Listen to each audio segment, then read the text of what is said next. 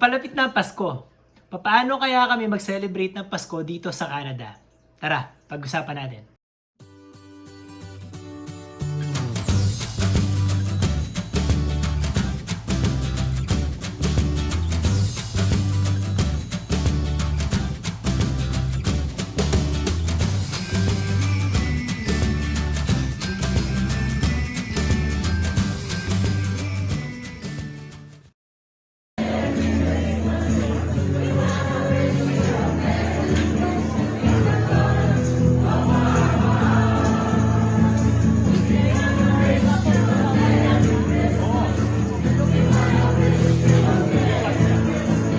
Hello guys! Welcome to my channel!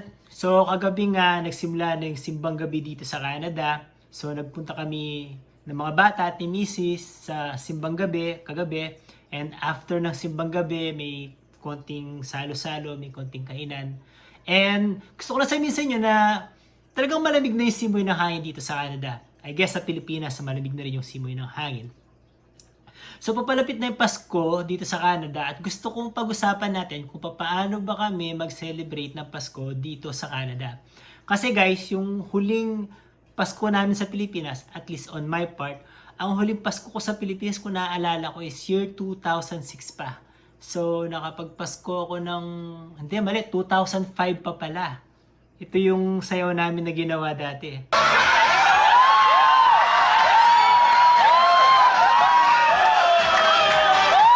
So from 2006 onwards, hindi na ako nakapagpasko sa Pilipinas except for 2015 nung umuwi kami sa Pilipinas at bago kami pumunta sa Canada. Umuwi kami sa Pilipinas coming from Qatar and 2016 kasi nagpunta na kami dito sa Canada. So yung 2015 na Christmas na yun yung only Christmas na na-experience ko ever since na nakapag-abroad ako. So medyo matagal-tagal na. Gusto ko lang pag-usapan natin yung kaibahan ng Pasko sa Canada at dito sa Pilipinas.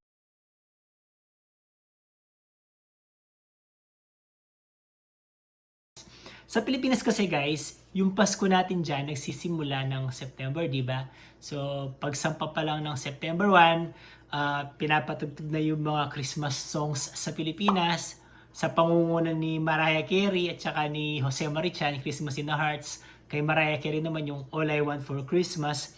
Tapos, September pa lang, nandiyan na yung mga Christmas decorations sa mga kalsada. Alam naman natin na sa Pilipinas, the Philippines has the longest Christmas season in the whole entire world. And dito sa Canada guys, usually kasi ang Christmas, at least sa mga Canadians, nagsisimula right after Remembrance Day. So yung Remembrance Day dito sa Canada, nagaganap yan every November 11 of the year. So after that, doon pa lang kami nagse-celebrate. So medyo maliit yung Christmas season dito sa Canada. Kasi after Remembrance Day nga, doon pa lang nagsiset up ng mga Christmas lights yung mga Canadian, nagsiset up ng kanilang mga Christmas tree. Kasi nga naman parang disrespectful sa mga naging sundalo ng war kung hindi pa nasa-celebrate yung Remembrance Day, pero nagsiset up na ng Christmas yung mga tao, di ba? So yun ang isa sa kaibahan ng Christmas season sa Pilipinas at Christmas season dito sa Canada.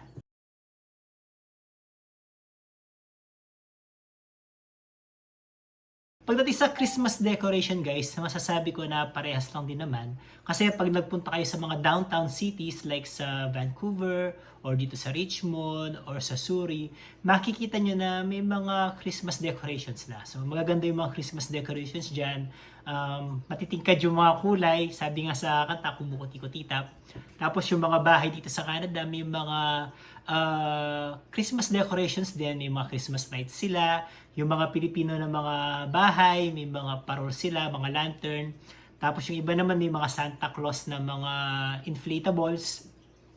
So kahit paano na i-enjoy mo, nararamdaman mo yung Christmas season dito sa Canada. Pero masasabi ko pa rin na mas maganda yung feeling ng Christmas season sa Pilipinas eh.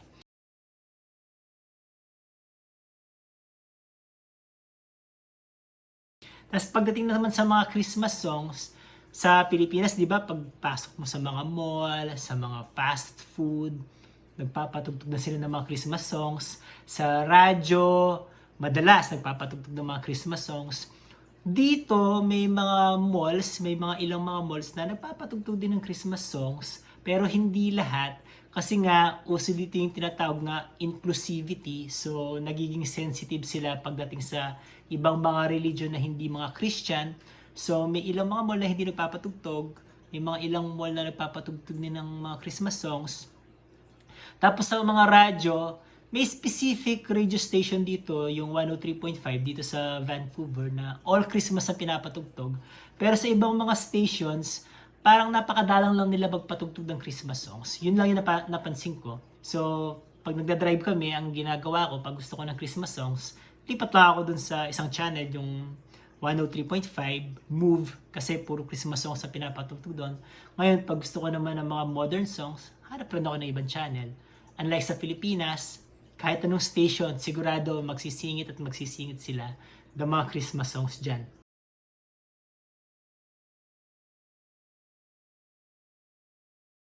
Tapos yung simbang gabi naman, paano yung simbang gabi dito sa Canada?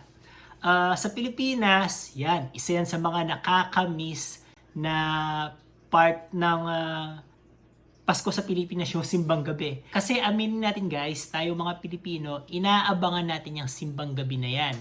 Especially sa mga magjojowa sa Pilipinas, sa mga kabataan, magsisimbang gabi sila, hindi naman sila nagsisimba, pero bigyan na natin sila ng pass, mga bata pa yun eh. Pero tayong mga matanda, especially sa mga, especially kami, nakalikahan namin na tuwing nagsisimbang gabi kami, as much as possible, kinukumpleto namin yan. Madaling araw yan, di ba? Madaling araw. Now, dito sa Canada guys, may simbang gabi rin, at usually nangyayari siya, hindi sa madaling araw, kundi alas 7 ng gabi. So, kung sa Pilipinas nagsisimula ang simbang gabi ng December 15 ng madaling araw, dito nagsisimula ang simbang gabi ng December 14 ng gabi. Usually 7 p.m. yan. Kasi nga, yung mga simbahan dito, hindi naman mga Pilipino yung mga pare, di ba? So, naalala ko nung nasa Surrey kami noon, nakukumpleto namin yung simbang gabi kasi yung simbahan namin doon, although walang Filipino, tuwing 7 o'clock ng gabi, from December 14 to December 23, nagko-conduct sila ng simbang gabi. Tapos dito sa Richmond, lumipat kami, yung mga first 2 years namin, may simbang gabi rin, na every 7 p.m. ng gabi, araw-araw yon, same dates. Pero lately, naging pilgrimage na siya, so nahihirapan kami, kasi ang ibig sabihin nun, sa araw na to, dito siya sa simbahan na to magko-conduct ng simbang gabi, and then the next day sa ibang city or sa ibang location, and then the following day sa ibang location. So umiikot siya, kaya medyo nahihirapan kami. Ngayon, swerte naman dun sa mga simbahan na mayroong pare na Pilipino. Kasi yung mga simbahan dito sa Canada na mayroong pare na Pilipino, talagang nai-experience nila yung Misa de Gallo na tinatawag. Kasi talagang sa madaling araw nagko-conduct ng simbang gabi pag may Pilipino na pare. Like 6 o'clock in the morning, nagko-conduct na sila ng simbang gabi. Nung nasa Surrey kami, yung OLGC doon or Our Lady of Good Counsel, yan, may simbang gabi sa madaling araw yan. Dito sa Richmond, yung Santa Monica, St. Monica, nagko-conduct ng simbang gabi sa madaling araw yan. And then sa Vancouver, yung St. Mary's. Pero the rest, alas 7 ng gabi, tapos pag sa ibang location, tulad dito sa Richmond, pilgrimage, iba-ibang simbahan. So magkakaiba. So yun ang kaibahan ng simbang gabi pagdating sa Pilipinas at dito sa Canada. And also nga pala, yung kaibahan din sa Pilipinas kasi pag natapos na yung simbang gabi, tapos na yung simbang gabi, I mean, uuwi ka na. Kung gusto mong bumili ng bibingka sa kalsada, bumili ka, putong bumbong. Dito naman sa Canada, yung simbang gabi is pagkatapos ng misa, may konting salo-salo na gagawin sa simbahan. Ayan, makikita nyo sa video na pinapakita ko, may konting salo-salo na ginagawa pagkatapos ng misa as a form of camaraderie na rin or brotherhood or fellowship sa mga nagsisimba, especially mga Pilipino kasing gumagawa niyan. And ang kagandahan din naman kasi nakakapag-foster siya ng good relationship sa mga Pilipino and sa ibang mga lahi. Kasi yung mga ibang mga lahi, unti-unti natututunan na rin nilang umaten sa mga simbang gabi nating mga Pilipino. So, maganda pa rin yung simbang gabi dito sa Canada, pero kung ako yung pipili kung alin sa dalawang mas maganda, mas gusto ko pa rin ang simbang gabi sa Pilipinas.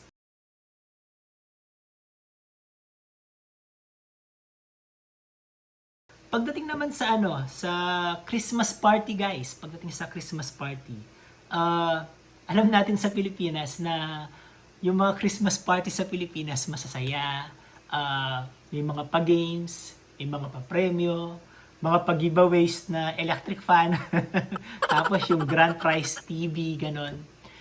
Dito sa Canada, depende sa company siguro. Kasi naaalala ko, yung first 2 years ko, nung nagtatrabaho pa ako sa subcontractor company, yung Christmas party namin doon, kasi Indiano yung may-ari ng company na yon, yung Christmas party namin doon, masaya, although wala siyang games, may mga pag-giveaways.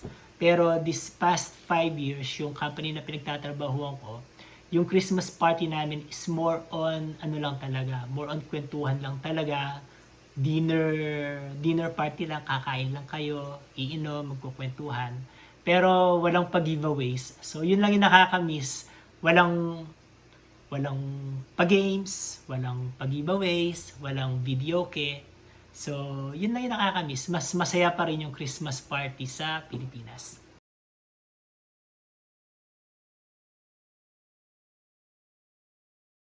Tapos yung bonus, Christmas bonus. Walang Christmas bonus dito. Sa Pilipinas, meron tayong 13-month pay, di ba? Yung Christmas bonus. So, yun yung inaasam-asam natin pagka magpapasko na sa Pilipinas. Kasi alam natin na may matatanggap tayong Christmas bonus. Pero dito sa Canada, wala. In my 5 years sa my present company, wala kaming natanggap na Christmas bonus. Pero nung nasa nung nasa previous company ako, yung sa subcontractor nga, yung sinasabi kong may Christmas party na mayroong giveaways. Kahit pa paano nagbibigay sila sa amin ng ng $200 card para gamitin sa Pasko. At least kahit pa paano $200. Hindi rin ganun kalaki yan, pero at least salamat na rin, laman tiyan na rin yun kumbaga. Pero pero dito sa company pinagtatrabuhan ko, walang Christmas bonus. Isipin mo kung meron kaming 13-month pay, sarap ng buhay. Pero ganun talaga. So, mas masaya yung 13-month pay sa Pilipinas.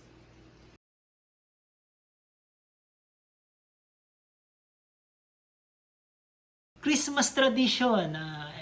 Kayo guys, ano yung mga Christmas tradition nyo sa Pilipinas? Ako, kami, wala akong maalala eh. Siguro yung caroling, pagka-caroling, Christmas tradition yun. Dito sa Canada, walang nagka-caroling. Kung may magkakaroling man, mga matatanda yun, tsaka mga Pilipino na talagang magsiset aside sila ng date sa isang bahay, like sa amin, sa Couples for Christ, para magsiset aside sila ng isang particular date, susulatan nila yung bahay na to, tapos magkukonduct sila ng caroling. Pero yung mga batang nangangaroling na bahay-bahay, walang ganun. Kaya kami, as a form of tradition sa family namin, para maalala ng mga bata yung Christmas tradition namin pag habang lumalaki sila kasi nga walang caroling dito. Ang ginawa namin, inumpisahan namin yung pagtatayo inumpisahan namin yung paggawa ng Christmas wreath. Ito, nakita nyo, Christmas wreath. Kung mapapansin nyo, ang tawag dito is Advent wreath din or Christmas wreath. So, ginagawa namin to 4 Sundays before Christmas. So, kung mapapansin nyo, hindi ko lang kung kita. Dali tingnan natin. Kung mapapansin nyo, merong 5 candles dito. May 5 candles kami dyan. Kapag simula ng Advent season, magsisindi kami ng 1 candle for 1 Advent Sunday. So, pag sinindihan namin to, isang kandila, nagsindi kami ng isang kandila, ibig sabihin, 4 more Sundays before Christmas. Pag nagsindi kami ng 2 kandila, 2 more Sundays before Christmas. Pag nagsindi kami ng 3 kandila, 1 more Sunday before Christmas. Tapos pag nagsindi kami ng Apat na kandila, ibig sabihin, that is the Christmas week. Tapos yung pinakahuling kandila, yung white, sinisindihan namin yan kapag mismong araw na ng Pasko. So, ginawa namin to ever since nung nagpunta kami dito sa Canada para as a form of excitement na rin sa mga bata. Kasi alam nila na pag sinisindihan namin yung mga kandila sa Christmas Advent namin, sa Christmas wreath namin, pag sinisindihan na namin sila, papalapit na yung Pasko. And depende sa mga kandilang hindi nakasindi, alam nila kung ilang Sundays na lang ang natitira bago magpasko. So yun yung Christmas tradition na naisip namin para tumatak sa isip ng mga bata yung Pasko dito sa Canada. Good job. Good job! Happy birthday, Papa Jesus! Birthday, Papa Jesus. Say happy birthday, Happy Jesus! Happy birthday, Papa Jesus. Okay. Love you. Kasi nga wala kaming ibang maisip na Christmas tradition na pwedeng i-impart sa kanila. Unlike sa Pilipinas, yung Christmas caroling, napakagandang tradition yan sa mga bata. Talagang tatatak sa isip nila. Ako nga, naalala ko nung bata ko. Tuwing nag-Christmas caroling kami, talagang lumalayo kami ng barangay para makarami lang kami. So, yun yung kaibahan ng Canada sa Pilipinas pagdating sa Christmas tradition.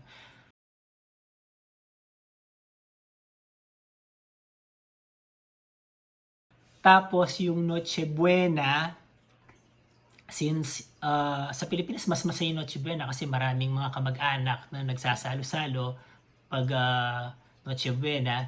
Dito sa Canada, since apat lang kami, so as much as possible, ginagawa namin masaya yung Noche Buena namin. So nilalagyan namin ng mga games, yung yung Noche Buena namin, na mga papremyo, kami nagsasaya lang. Kasi nga, gusto naming ipakita sa mga bata or gusto naming ma-impart sa memory ng mga bata na kahit kami lang, masaya kami kapag Pasko. So, yun lang guys. Pagdating sa Noche Buena, iba pa rin yung feeling ng nagno-Noche Buena sa Pilipinas kasi kasama yung mga kamag-anak, malaki yung pamilya. Kumpara dito sa Canada, medyo malungkot.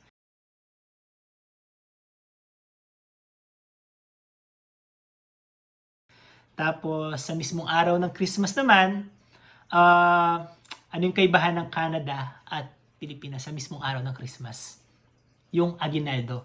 Di ba? Yung pagising mo pa lang sa umaga, may kumakatok na sa pintuan mo, nangihingi ng aguinaldo, o yung anak mo, kung meron kang anak, bibihisan mo yan, ipapasyal mo sa mga ninong at ninang, magbabahay-bahay kayo para makipag-aguinaldo sa kanila. Parang dyan pa lang nagkakaroon ng magandang memory yung bata tungkol sa Pasko sa Pilipinas.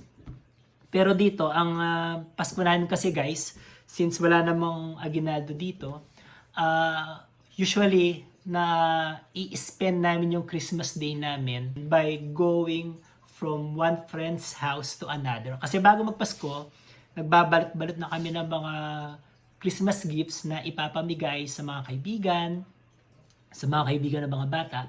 Tapos on Christmas Day, para kaming si Santa Claus. So, pupuntahan namin yung mga kaibigan namin, yung mga kaibigan ng mga bata, tapos ibibigay namin yung mga regalo nila.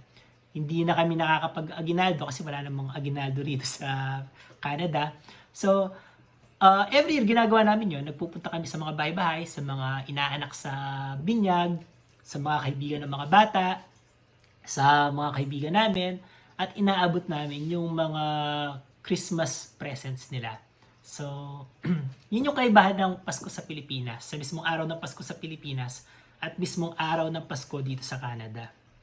Tapos, isa palang kaibahan ng araw ng Pasko sa Pilipinas at araw ng Pasko dito sa Canada is yung mismong araw ng Pasko sa Pilipinas, bukas yung mga mall, pwede ka manood ng sine, like yung Metro Manila Film Festival.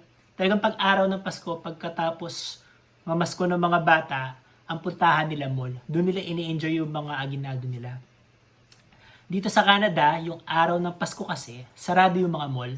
So talagang dedicated lang ang araw ng Pasko sa pamilya. So kaya nga kami, sabi ko nga kanina, pagka araw ng Pasko, hindi kami nakakapunta sa mall, kundi ang ginagawa namin, hinahatid na lang namin yung mga regalo sa mga kaibigan namin. So yun yung kaibahan ng araw ng Pasko sa Pilipinas at saka araw ng Pasko dito sa Canada. Sarado yung mga mall dito sa Canada sa araw ng Pasko.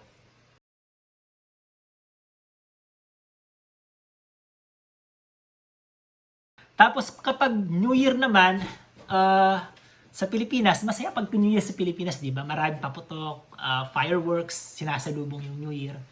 Dito sa Canada, masasabi ko, depende sa lugar kung nasaan ka. Depende kung nasaan ka dito sa Canada, hindi mo ma-appreciate kasi walang mga fireworks. Dito sa Canada, pagka New Year, medyo malungkot kasi nga, walang fireworks. Pag natsyempo, ka dun sa lugar na hindi sila nagpapaputok. Kaya medyo malungkot. So, nasa sa inyo na lang kung paano nyo pasisiyahin yung New Year nyo. Kami, ang ginagawa namin para mapasaya yung New Year namin, as usual, may mga konting pag-games kami, programs, tapos nagbabato kami ng mga barya para as a form of celebration.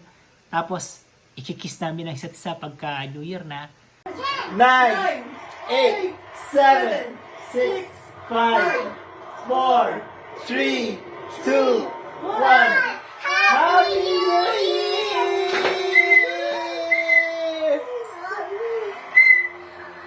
Oh, kiss, kiss, kiss, kiss, kiss. Kiss, kiss.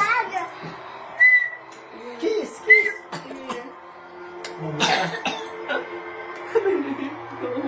Kiss me right. So, yun yung pinaka New Year celebration namin dito. Unlike sa Pilipinas, pagka New Year, halos nakakatakot lumabas. Kasi dami nagpapaputok. Di ba? Mga super lolo, mga baby rocket, sinturon ni Judas, 5-star, yung mga ganun. Dito walang ganun eh. Bawal yung ganun eh. So, yun lang guys. Yun lang yung nasasabi kong kaibahan ng Pasko sa Pilipinas at Pasko dito sa Canada. Medyo nakakalungkot yung Pasko dito sa Canada kasi ewan ko, masyado siguro busy mga tao or whatever, hindi ko alam. Mas masaya pa rin yung Pasko sa Pilipinas, mas memorable, pero nasa sa atin na lang din kung paano natin gagawing memorable yung Pasko dito sa Canada. We have to find ways to celebrate Christmas and make Christmas and New Year memorable for ourselves and for our kids. So, there you go guys. I hope kahit paano nagkaroon kayo ng idea kung paano yung Christmas sa Pilipinas at Christmas dito sa Canada, kung paano namin sineselebrate yung Christmas sa Pilipinas at paano sineselebrate yung Christmas dito sa Canada. So, maraming salamat po. If you don't mind, please don't forget to subscribe to our channel, like this video, click the notification bell, share your comments na rin. Ano sa tingin nyo? Alin na mas magandang Christmas? Sa Pilipinas ba o dito sa Canada? So, hanggang sa susunod po, maraming salamat. Bye! Merry Christmas and Happy New Year!